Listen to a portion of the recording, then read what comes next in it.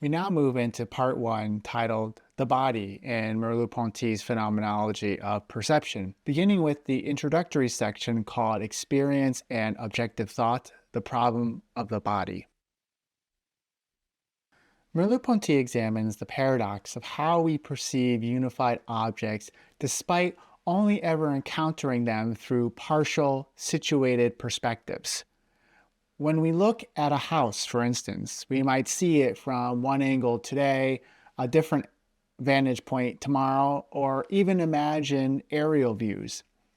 While each perspective is limited, we nonetheless perceive the house itself as a complete independent object, what Leibniz called a geometrized projection of all possible viewpoints, a view from nowhere, a term later coined by philosopher Thomas Nagel, but which describes well the idea Merleau-Ponty is expressing here.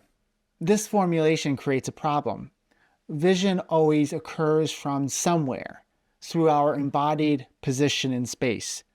To claim we see the house itself as if from nowhere, he argues, renders perception paradoxically invisible, a mathematical abstraction divorced from lived experience.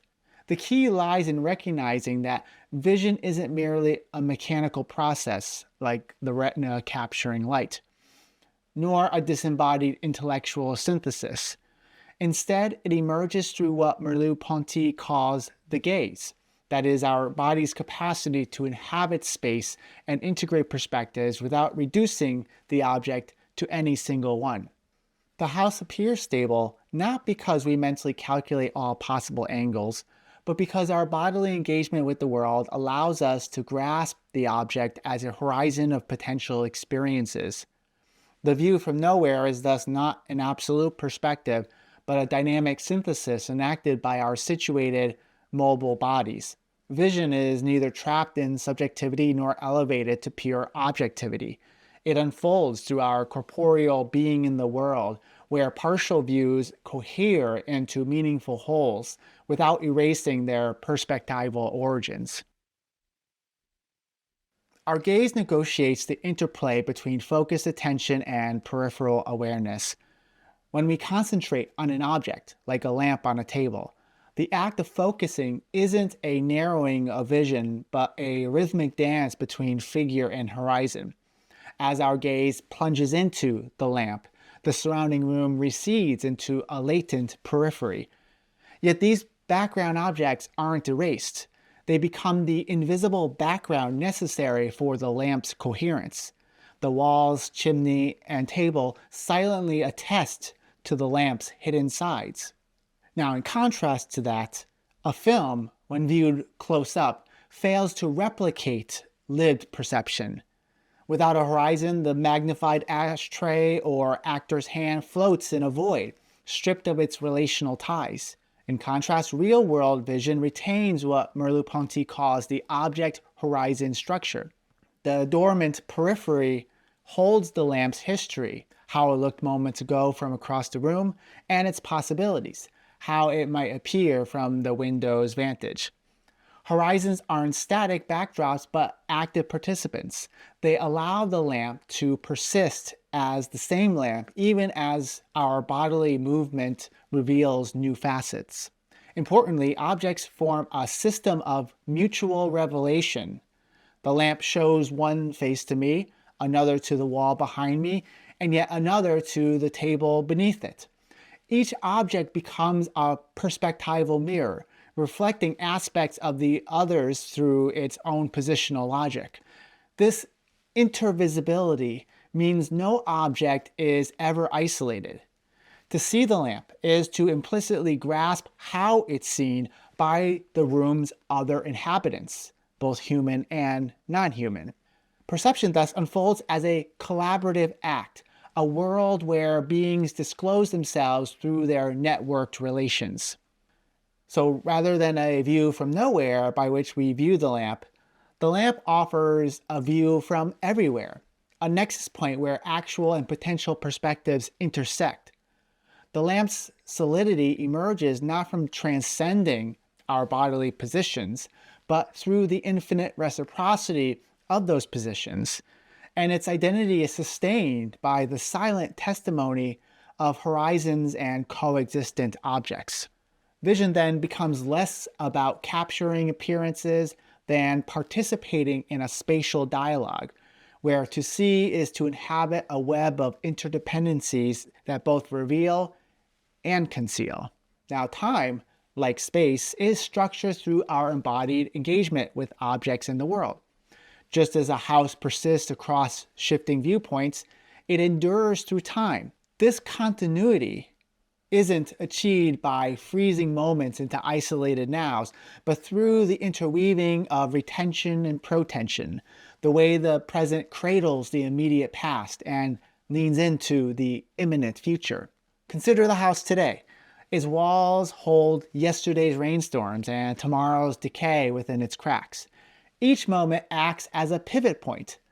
The now is both the future of the past, yesterday's anticipation of today, and the past of the future, tomorrow's memory of now. Time then becomes a tapestry, not a line, as every present calls all others to witness. The house's identity isn't anchored in a static instant, but in this temporal horizon where past and future bleed into the living present. And this mirrors the spatial view from everywhere we've just discussed before. Just as objects cohere through mutual perspectives in space, time coheres through reciprocal horizons. The house's weathered facade is seen as weathered because the present retains its past states and anticipates its future transformations. Without this embodied synthesis, time would fracture into disconnected snapshots, like a film strip missing its projector.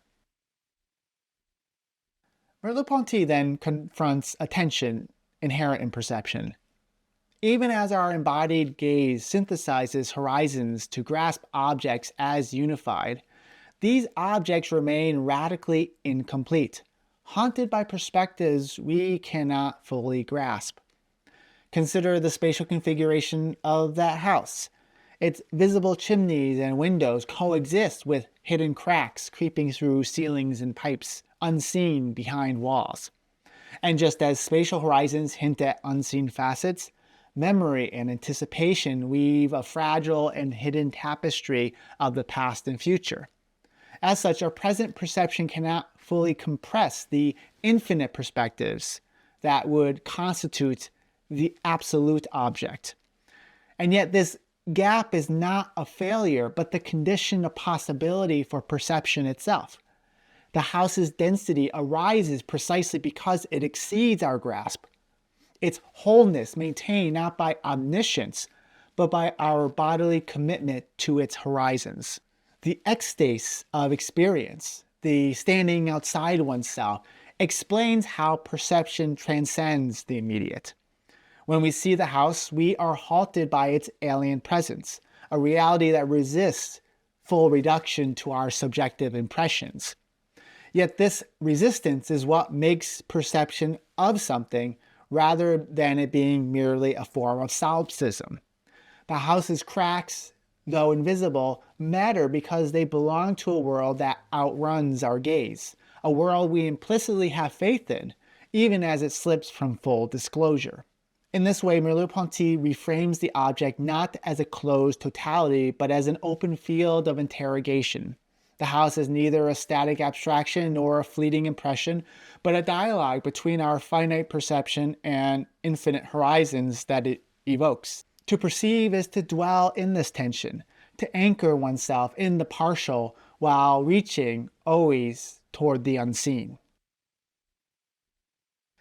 Merleau-Ponty warns of our tendency to objectify lived experience, freezing its fluid horizons into static, universal abstractions. When we treat our body as merely another object in space and reduce time to a mere linear sequence, we sever ourselves from the embodied act of perceiving.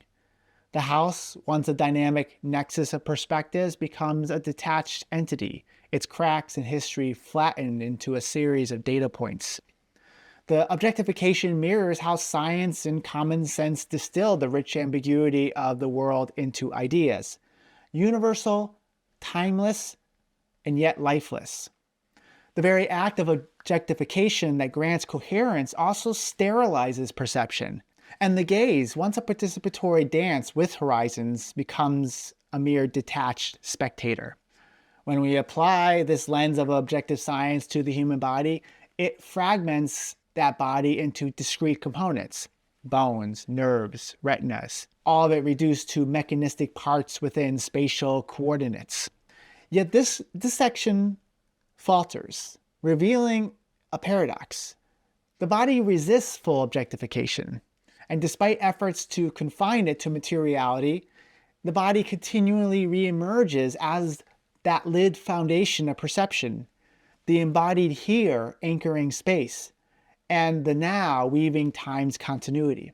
Science's attempt to crystallize the body as mere object inadvertently illuminates its deeper role as a nexus of intentionality, that is, consciousness's directedness toward the world. This tension becomes vivid in the example of a lover's hand. Under a microscope, it dissolves into tissues and tendons. Yet in the act of touch, it transcends this reduction.